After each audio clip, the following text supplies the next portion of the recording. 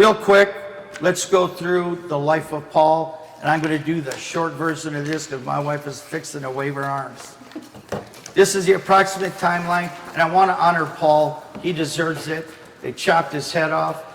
Paul's ministry was vast, and it's not because of what he picked up so much as it is what he left behind.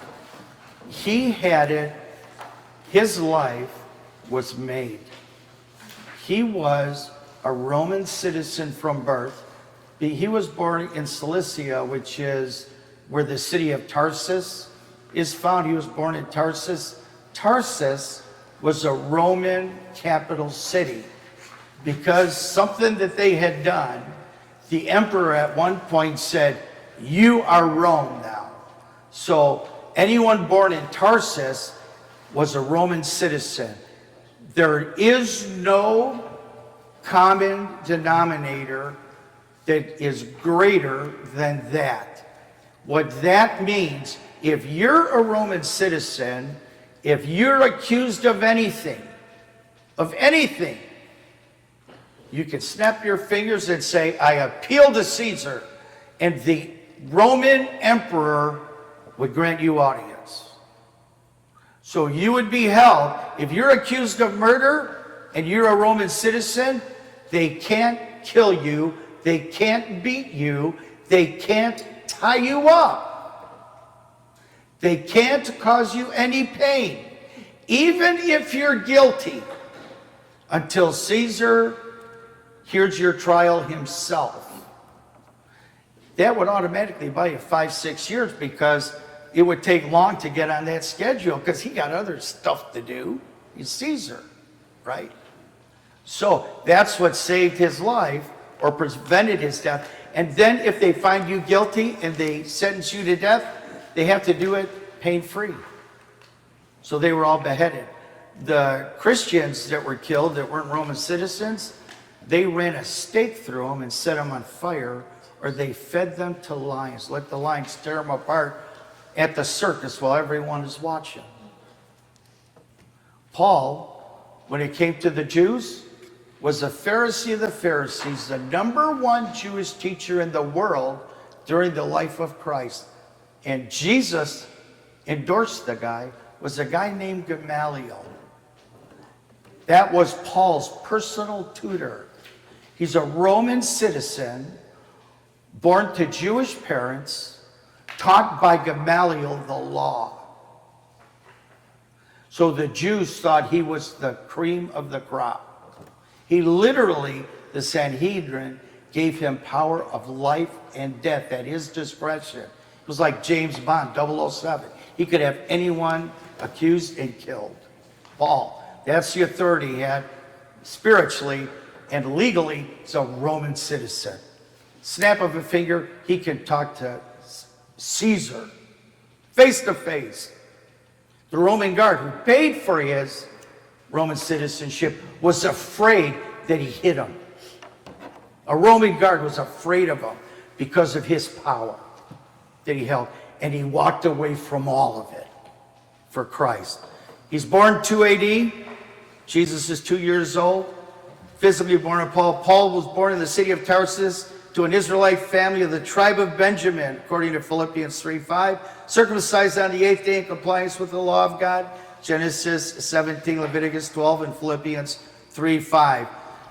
When he was 10 years old, from 12 AD to about 15 AD, religious training in Jerusalem. Saul's family sent him to Jerusalem to be taught in the Pharisaic rabbinical school. The school is led by a well-respected Rabbi Gamaliel, according to Acts 5:34, who personally teaches the future apostle.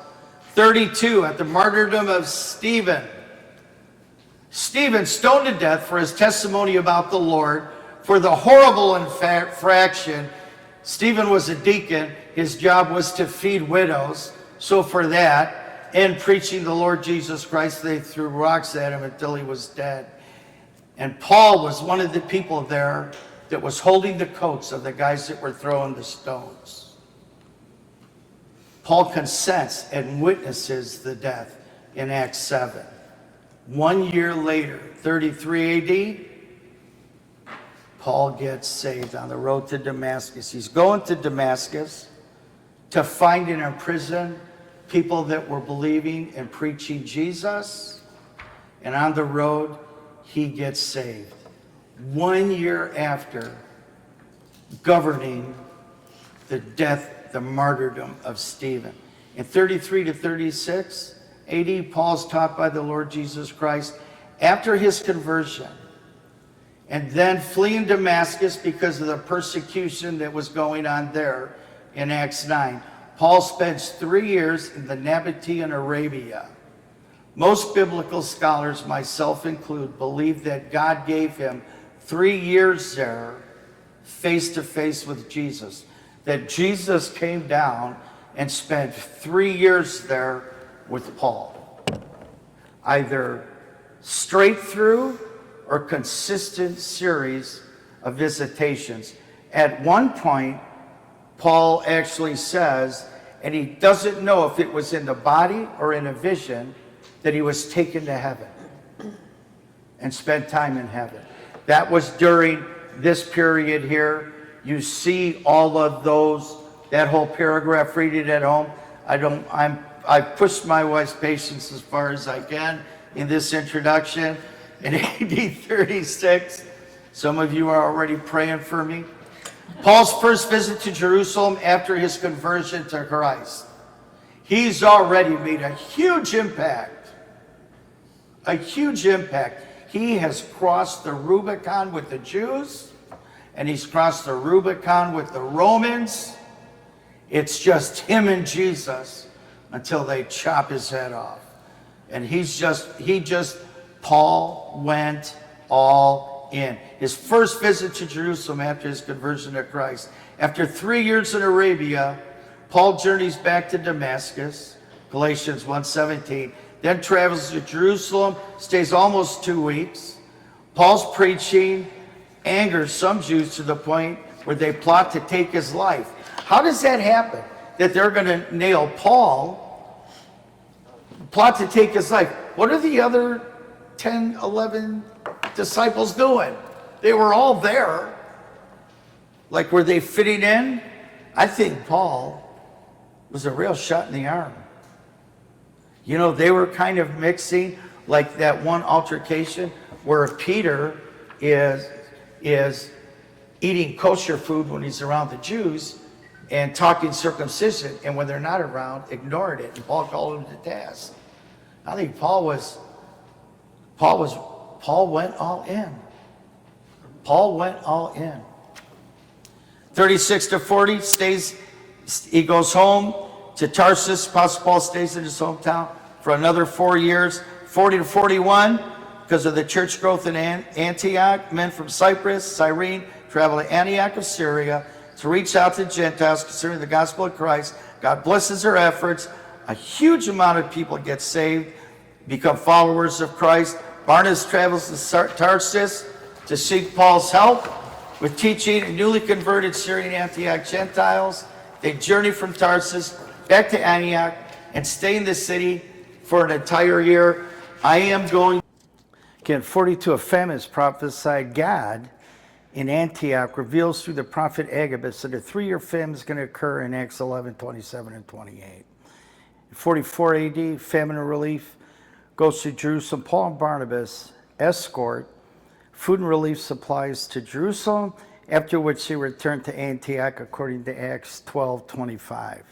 From 44 to 46 AD, Apostle Paul's first missionary journey begins. Paul and Barnabas, ordained by the church as the two, are set apart for the work the Lord has set them to accomplish. In Acts 13, from Syria, Antioch, Paul, Barnabas, John Mark start their first missionary journey. Mark and Paul are still together here. In Acts 13, they traveled to Salamis on the island of Cyprus. After preaching the gospel, they talked to Paphos on the other side of the island. They walked to Paphos on the other side of the island. In Paphos, the evangelistic team meets with the island's governor and his friend Elymas. So they're kicking up some dust. And the governor's friend was like a sorcerer and named Elymas. Paul, after Elymas tries to prevent the governor from receiving and accepting the gospel messages, renders the sorcerer blind through a miracle in the middle of Acts 13. John Mark returns to Jerusalem. Paul, Barnabas, and Mark sail to Perga. After docking, John Mark leaves and returns to Jerusalem. The two evangelists leave Perga and then go to Pisidian Antioch. So Mark goes back to Jerusalem, and Paul and Barnabas go on to Pisidian Antioch. In Antioch, Paul and Barnabas are rejected. They attend a synagogue where the apostles powerfully preaches the gospel. A lot of people in the city initially believe what is taught, but they're soon turned against the gospel by Jews that were following Paul along and were causing trouble as Paul would preach, and these Judaizers would come in afterwards and undo some of that damage to the synagogue. And the evangelists are thrown out of the area, travel to Iconium. As is its custom, Paul preaches in a local synagogue. Once again, sadly, unbelieving Jews stir up many in the city to oppose the truth. After learning the plot they have them stoned to death, the two preachers flee to Lystra. Paul is here. It's the same thing every time. He's honored, and then they try to kill him. In Lystra, Paul heals a crippled guy. The people that see the miracle are so amazed that they try to worship the evangelist like Paul is a god. Paul stops them, but soon after, the new Jews from other areas are following him around in the city to cause trouble for the two. The crowds are stirred up against Paul and attempt to stone him to death. After the stoning, his dead body is dragged out of Lystra, his dead body, and he miraculously regains consciousness, re-enters the city. The next day, he and Barnabas travel to Derbe. Paul and Barnabas preach the gospel in Derbe, retrace the steps back through Lystra, Iconium, Antioch. They ultimately arrive at Syrian Antioch in Acts 14. It's after this point in the life that Paul will go to Corinth, that he would write Romans in this letter in 57 AD. He's believed to have been beheaded during the reign of Nero, Claudius, Caesar, Augustus, Germanicus' reign, which spanned from 54 to 68 AD. So at this point in his ministry, Paul is on a boat in handcuffs. He's going to be taken because he appealed to Caesar, and that's where we start today's lesson. Boom. Done.